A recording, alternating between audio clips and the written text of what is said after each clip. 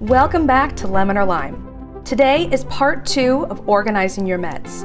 If you missed part 1, the timesheet method, click the link up here and you'll be all caught up. So let's get started with part 2 of organizing your meds, the board method.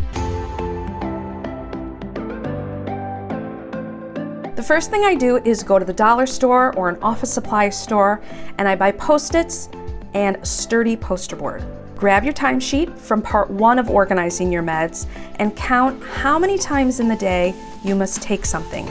Each line counts as 1, no matter how many meds need to be taken in that time block. On my timesheet, I count 1, 2, 3, 4, 5, 6, 7, 8, 9, 10, 11. I now place 11 Post-its on my board. On each Post-it, I write the meds that need to be taken in that time block. You can write the time at the top, as well as the meal the meds must be taken with. If you want to be super fancy, a different colored Post-it can be used to highlight the meal times. Now I use the tops of bottles, either expired prescriptions or supplements I'm no longer taking, as little dishes to hold all the pills.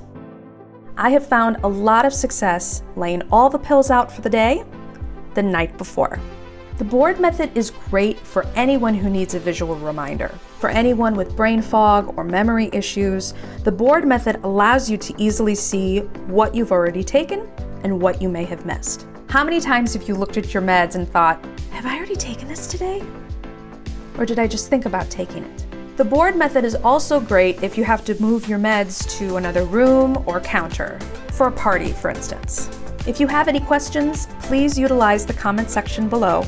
Don't forget to hit the like button and subscribe for more Lemon or Lyme content.